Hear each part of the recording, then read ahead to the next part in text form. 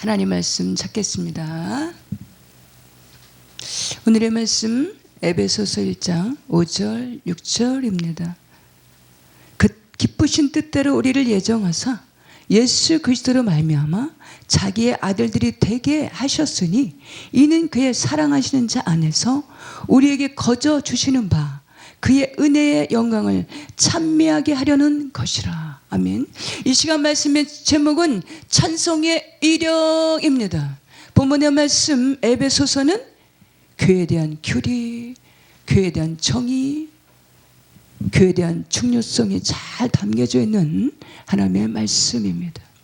로마서가 신약의 보석이라고 한다면 본문 말씀 에베소서는 신약의 꽃이라고 할 수 있는 기독교의 핵심에 대한 이 교회에 대한 그런 중요한 그 내용이 잘 담겨져 있습니다.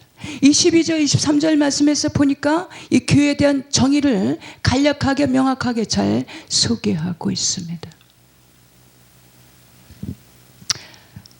또 만물을 그의 발 아래 복종하게 하시고 그를 만물 위에 교회의 머리로 삼으셨느니라. 교회는 그의 몸이니 만물 안에서 만물을 충만하게 하신 이의 충만함이니라. 교회의 머리는 주 예수 그리스도께서 교회의 머리가 되신다라는 것입니다. 그는 교회의 몸이 되신다. 교회는 만물을 충만하게 하신 이의 충만함이 되신다라는 사실입니다. 주 예수 그리스도께서 교회의 머리가 되시고 교회의 몸은 그의 몸이 되시고 교회 지체는 그리스도를 따르는 그리스도인들, 오늘의 우리 성도들 그리스도인이라는 사실입니다. 할렐루야. 또한 교회로부터 만물을 충만하게 하시는 충만함이니라. 시편 129편 말씀에서 보면 시온에서 복을 주실지어다. 시온에서 좋은 것을 주신다. 시온에서부터 복을 주신다. 여기에서 시온은 교회를 상징합니다. 만물을 충만하게 하시는 자의 충만함이니라. 교회는 만물을 충만케 하시는 것, 충만케 하시는 자의 충만함이라는 사실입니다. 교회로부터 만물을 충만케 하신다라는 것입니다. 모든 좋은 것들은 위에서부터 내려오는데 교회로부터 모든 충만한 것으로 베풀어 주신다라는 사실입니다. 교회를 세 종류를 살펴보면 그 먼저는 천상의 교회가 있습니다. 두 번째로는 현상의 교회, 이 땅의 교회가 있습니다. 세월방 교회가 있습니다. 세 번째로는 우리 심령의 교회가 있습니다. 마태복음 16장 말씀에서 보면 빌립보 지역에서 예수님께서 제자들에게 질문을 하고 있는 장면을 살펴볼 수가 있습니다. 예수님은 이 천국 복음을 가르치실 때 토크 형식으로 질문을 형식으로 해서 가르치시는 것을 볼 수가 있습니다. 그 첫 번째 질문은 저들이 나를 누구라 하느냐? 라는 간접적인 질문을 하고 있습니다. 저들이 나를 누구라 하느냐라고 질문하시니까 제자들이 이구동성으로 합창하듯이 대답을 합니다. 더러는 엘리야나, 더러는 에레미야나, 더러는 세례 요한과 같은 그 선지자들 중에 한 사람으로 알고 있더이다라고 여러 선지자들 중에 그 구약의 유명한 선지자들, 능력의 선지자들 중에 한 사람으로 알고 있더이다라고 대답하는 장면을 살펴볼 수가 있습니다. 그러면 두 번째 질문을 하십니다. 그러면 너희는 나를 누구라 하느냐? 라고 이번에는 직설적인 질문하는 것을 살펴볼 수가 있습니다. 이렇게 너희는 나를 누구라 하느냐라고 질문하시니까 이 제자들이 서로 눈치를 살펴봅니다. 어찌 보면 에레미야 같아. 어찌 보면 엘리야 같아. 어찌 보면 세례요한이나 어떤 능력 있는 선지자 같아. 그래서 어떻게 대답을 해야 되지? 라고 눈치를 서로 살피고 있을 때 이때에 이 베드로가 나섭니다. 성격이 급하고 나서기를 좋아하는 베드로가 이렇게 대답을 합니다. 16절 말씀에 주는 그리스도시여 살아계신 하나님의 아들이시니다 라고 여기서 베드로의 고백을 들으신 주님은 아주 흡족해 하시고 아주 기뻐하시면서 극찬을 하십니다. 바요나 시몬아 내가 복이 있도다 이를 내게 알게 하신 이는 혈육이 아니요 하늘에 계시는 내 아버지시니라. 여기서 이 베드로의 세 가지의 고백을 살펴보면 주님이십니다. 여기서 주는 만유의 주, 창조주, 하늘과 땅을 지으신 창조주, 만유의 주, 주인으로 고백하고 있다는 것입니다. 두 번째, 그리스도시요. 그리스도시는 기름 부음 받은 자, 메시아, 구약에 오시기로 예비된 예정된 메시아 그리스도로 고백하고 있다는 것입니다. 세 번째는 하나님의 아들이라는 고백은 유월절 날에 어린 양으로서 오신 십자가에서 달리셔서 어린 양으로 오시는 하나님의 아들로 고백하고 있다라는 것입니다. 이러한 고백을 들으신 주님 감탄하십니다. 바요나 시몬아 내가 복이 있어 이를 내게 알게 하신 이는 혈육이 아니고 오직 하늘에 계신 내 아버지 신이라. 아주 극찬하시고 칭찬하시고 감동하시는 것을 볼 수가 있습니다. 이러한 고백이 우리의 신앙 가운데 우리의 심령 가운데 이런 고백이 있다면 주님께서 바요나 시몬아 내가 복이 있도다 이를 내게 알게 하신 이는 혈육이 아니고 하늘에 계신 내 아버지시니라 칭찬하시는 줄 믿으시기 바랍니다. 할렐루야. 이 반석 위에 내 교회를 세우리라. 이러한 반석, 여기서 반석에는 큰 돌이라는 의미로 견고하다, 튼튼하다, 견실하다는 의미를 담고 있습니다. 반석 같은 믿음으로 반석 같은 신앙 위에 내 교회를 세운다. 반석이라는 것은 어떤 형편 어떤 처지에도 조금 더 흔들리지 않고 요동하지 않는 견고한 믿음이 될 때에 이런 신앙의 고백이 될 때에 이 반석 위에 내 교회를 세우신다라는 사실입니다. 반석 같은 믿음 반응 같은 신앙의 고백 위에 내 교회를 세우리라. 심령의 교회를 세우신다라는 사실입니다. 주는 그리스도시여 살아계신 하나님의 아들. 이 신앙 고백 위에 이런 반석 위에 교회를 세우시는 줄 믿으시기 바랍니다. 이런 신앙 고백으로 우리 심령의 교회가 세워지는 이 시간이 되시기를 주 예수 그리스도 이름으로 축복합니다. 할렐루야. 히브리서 9장 말씀에 보니까 주님께서 당신을 기다리시는 자들을 향해서 두 번째 나타내시리라. 당신을 기다리는 자들에게 두 번째 나타나시는데 누구에게 나타나실까? 심령의 교회가 세워진 자, 주님을 기다리는 신부들로 단장하는 자들 향해서 두 번째 나타내시는 줄 믿으시기 바랍니다. 할렐루야. 찬송의 이력 세 번째로는 성경 말씀에 보면은 찬송과 찬양의 두 종류로 살펴볼 수가 있습니다. 찬송하리로다, 찬양하리로다. 여기서 찬송이라는 의미를 살펴보니까 미덕을 기리고 칭찬하다라는 뜻으로 담겨져 있습니다. 찬송하리로다. 찬송하리로다는 의미를 살펴보면 우리의 죄와 허물을 그 죄와 허물 속에서 건져주셔서 구원을 베풀어 주신 주 예수 그리스도로 말미암아 하나님의 자녀가 되게 하심으로 하나님의 성호를 높이고 찬양한다는 그런 의미로 이런 찬송하다라는 의미는 이 엄숙한 분위기, 조용한 분위기, 주일 예배나 공예배에서 엄숙한 분위기, 조용한 분위기에서 하나님의 성호를 높이는 것이 찬송하다, 찬송하리로다, 찬송의 의미를 담고 있다면, 두 번째 찬양하리로다는 의미는 아름답고 훌륭함을 크게 기리고 드러낸다라는 뜻입니다. 찬양하리로다는 의미는 어떤 집회나 어떤 모임에서 부흥 집회에서 자유자재로 주 예수 그리스도 이름을 높이고 하나님의 성을 높이면서 그 구원하심에 감사하면서 춤추며 노래하며 자유자재로 찬양하는 것이 찬양하리로다의 찬양의 의미를 담고 있습니다.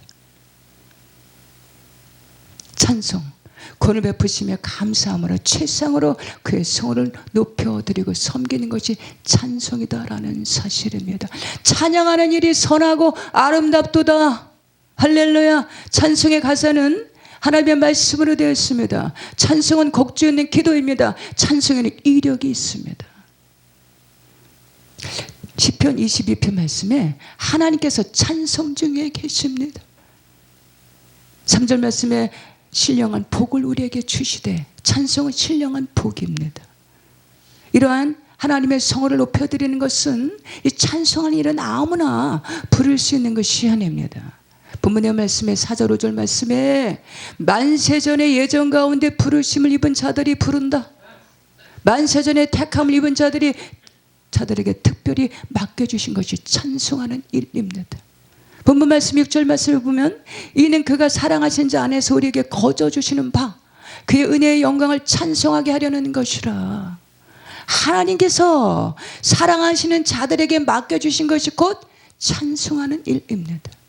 요한복음 1장 10절 말씀 영접하는 자 곧 그 이름을 믿는 자들에게 하나님의 자녀가 되는 권세를 주셨으니, 찬송은 하나님 자녀들에게 주신 영적인 에너지, 영적인 권세입니다. 우리는 언제든지 하나님의 성호를 높이며 찬양할 수가 있습니다.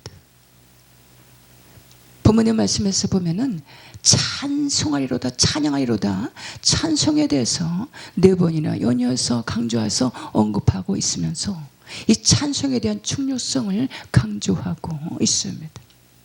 찬송은 그 누구나 부르는 것이 아니라, 예를 들어서 이방인들, 이방 정파들, 특히 무속인들, 이방신을 섬기는 무속인들은 십자가의 보혈의 찬송을 하는 그 자리에서 오래 머물 수 없다라는 것입니다. 십자가의 보혈의 피에 그 찬송하는 자리에 그들이 어느 순간에는 그 찬송하는 자리에서 뛰쳐나가 버리고 말 것입니다. 그 자리에서 오래 견디지 못하고 떠나버리고 말 것입니다. 만세전의 여정 가운데 하나님께서 우리를 부르셨는데, 그 부르심의 목적의 그 첫 번째는 이사야 43장 말씀에 찬송케 하시려고 지명하여 부르셨다라는 것입니다. 이 백성은 내가 나를 위하여 지었나니 나를 찬송하게 하려 함이라. 두 번째는 하나님께서 우리를 부르시고 세우셨는데 그 이유를 살펴보니까 요한복음 15장 말씀에서 너희가 나를 택한 것이 아니고 내가 너희를 택하여 세웠나니 이는 너희를 가서 열매를 맺게 하고 항상 열매가 있게 하여 내 이름으로 무엇을 구하든지 다 받게 하려 함이라. 열매를 맺게 하시려고 우리를 부르시고 지명하여 부르시고 지명하여 부르시고 세우셨다라는 것입니다. 항상 열매를 맺게 하시고 항상 열매 맺는 것을 보시고 무엇이든지 아버지께 구하는 모든 것을 다 받게 하려 함이라. 할렐루야. 열매는 여러 가지 종류의 열매가 있습니다. 좋은 열매도 있습니다. 나쁜 열매도 있고 쭉정이도 있고 입맛 모성한 나무도 있습니다. 여기서 나쁜 열매를 살펴보면 로마서 1장 말씀에 인간의 이 본성, 인간의 어떤 죄성의 모습으로 행할 때 나타나는 그런 나쁜 열매가 있습니다. 자기가 생각하고 싶은 대로 생각하고 말하고 싶은 대로 말하고 행동하고 싶은 대로 행동할 때 그는 좋은 열매가 아니라 나쁜 열매를 맺게 된다는 사실입니다. 이만 무성한 나무를 살펴보면 무수한 좋은 열매가 맺혀질 것 같은데, 저 정도면은 무수한 좋은 열매가 주렁주렁 열매 맺혀 있을 것 같은데 실상은 자세히 들여다보면 잎만 무성한 나무를 의미합니다. 잎만 무성한 나무는 하나님의 의를 추구하면서 따라 행한 것이 아니라 자기의 의를 앞세워서 행할 때 어느 순간에는 잎만 무성한 나무가 될 수 있다라는 것입니다. 좋은 열매를 찾아보면 좋은 열매 맺는 것은 우리 힘으로나 능으로나 되지 않습니다. 돈으로 되지 않아요. 권력으로 되지 않아요. 지표로 되지 않아요. 명예로도 되지 않습니다. 착한 행실로 되지도 않습니다. 좋은 열매 맺을 수 있는 것은 오직 성령의 충만함으로 무장하면서 회개에 민감한 심령으로 모든 일을 사랑으로 행하기를 애쓰고 힘쓸 때, 순종하며 나아가기를 애쓰고 힘쓸 때 좋은 열매를 맺게 하시는 줄 믿으시기 바랍니다. 이는 힘으로나 능으로나 되지 아니하고 오직 나의 신으로 되느니라. 할렐루야. 성경에서 좋은 열매는 무엇일까? 그 좋은 열매는 갈라디아서 5장 말씀에서 찾아보면 성령의 9가지 열매를 의미하고 있습니다. 성령 충만함으로 무장하시는 우리 모두가 되심으로 좋은 열매를 항상 맺으심으로 아버지께 무엇을 구하든지 다 받아 누리시는 우리 모두가 되시기를 축복합니다. 찬송이력 네 번째로는 찬송은 신령한 복입니다. 하늘에 속한 모든 신령한 복을 우리에게 주시되 우리 인생들의 복 중에 복은 신령한 복이 가장 최상의 복입니다. 이 찬송에는 구원의 역사가 나타납니다. 사도행전 16장 말씀에서 보니까 바울과 실라가 복음을 전하다가 빌립보 감옥에 갇혔는데 깊은 감옥에 갇혔습니다. 그 제목은 뭡니까? 복음을 전하다가 예수가 그리스도다라고 복음을 전하다가 그 바울과 실라가 빌립보 감옥에 갇혔는데 깊은 감옥에 갇혔다라는 것입니다. 그들이 기도를 합니다. 한밤중에 그들이 기도를 하고 깊은 그 감옥에서 기도를 합니다. 한밤중에 이어서 그들은 찬송을 하기 시작했습니다. 이 찬송을 하는 바울과 실라의 그 찬송을 죄수들이 듣더라. 간수장이 듣더라. 내일 일을 알 수가 없는데 그 당시에 로마의 속국으로 있었던 그 당시에는 로마의 황제가 우상으로 황제에서 우상으로 이제 섬기는 그런 시대에 여기서 복음을 전하다가 잡히면 내일 당장에 사형을 당할 수 있는 그런 시절입니다. 내일은 어떻게 될지 알 수 없는 그런 시절, 그런 시간 속에서 깊은 이 감옥에서 갇혀 있는 이 바울과 실라가 깊은 밤중에 찬송을 합니다. 이에 죄수들이 듣더라. 찬송은 부르는 자에게도 은혜가 임합니다. 찬송은 이에 죄수들이 듣더라. 듣는 자들에게도 은혜를 베풀어 주시는 줄 믿습니다. 찬송을 부르며 이에 죄수들이 듣더라. 이렇게 죄수만 듣는 것이 아니고 간수장이도 듣더라. 그들을 관리하는 감옥의 간수장에도 찬송을 들었다라는 사실입니다. 잠시 뒤에 이상한 현상이 벌어졌습니다. 갑자기 찬양을 부르는데 갑자기 옥토가 움직입니다. 문들이 열어지기 시작합니다. 그러더니 죄수들의 사슬들이 메어있던 것들이 사슬들이 풀어졌습니다. 찬송 중에 하나님께서 역사하신 줄 믿습니다. 할렐루야. 이러한 장면을 지켜보는 간수장에는 바울과 실라 앞에서 부복합니다. 어찌하면 구원을 얻을 수 있습니까? 라고 하면서 바울과 실라 앞에서 부복하는 간수장의 모습을 살펴볼 수가 있습니다. 간수장은 찬송 중에 역사하시는 하나님의 구원하심의 영광을 보았다라는 것입니다. 바울과 실라가 간수장에게 복음을 전파합니다. 주 예수를 믿어라. 그리하면 너와 내 집이 구원을 받으리라. 아멘. 할렐루야. 베드로전서 1장 말씀에 믿음의 결국은 영생이니라. 아멘. 찬송의 이력 네 번째로는 역대하 20장 말씀에서 보면 여호사밧 왕 시대의 주변에 이방 나라들이 쳐들어왔습니다. 모압, 암몬, 세일산 주민들이 3대 연합군들이 쳐들어왔습니다. 그럴 때 여호사밧 왕의 정책이 무엇이죠? 왜 제가 쳐들어왔으니까, 이방 나라가 쳐들어왔으니까 온 나라의 군인들을 다 소집해서 저 대적들을 전쟁을 대비해서 모든 온 나라의 군인들을 소집한 것이 아니라 온 나라의 국민들을 예루살렘의 성에 밀집해서 모이게 하고 그곳에서 금식하라 이렇게 공포하는 것을 살펴볼 수가 있습니다. 전쟁이 발발했는데, 그런데 온 나라의 군인들을 소집하는 것이 아니라 온 나라의 국민들에게 여호와의 성전 앞으로 모여서 기도하게 하였더라. 금식하도록 공포하였더라는 것입니다. 금식하며 기도하라 라고 이렇게 여호사밧 왕이 이렇게 국민들에게 공포하는 것을 알 수가 있습니다. 금식의 기도, 온 마음을 다해서 자신의 생명을 주께 드리는 금식의 기도를 하나님께서 반드시 들어주시고 응답하여 주시는 줄 믿습니다. 두 번째, 그 전쟁 와중에서 이 여호사밧 왕은 두 번째로 18절 말씀에서 보니까 여호와께 엎드려 경배하게 하였더라. 여기서 엎드려서 경배했다는 것은 영과 진리로 예배했다라는 의미입니다. 하나님은 영이시니 그에게 영이시니 예배하는 자가 영과 진리로 예배할지니라. 하나님은 영이시는 아버지께서 이렇게 자기에게 영과 진리로 예배하는 자들을 찾으시느니라. 아멘.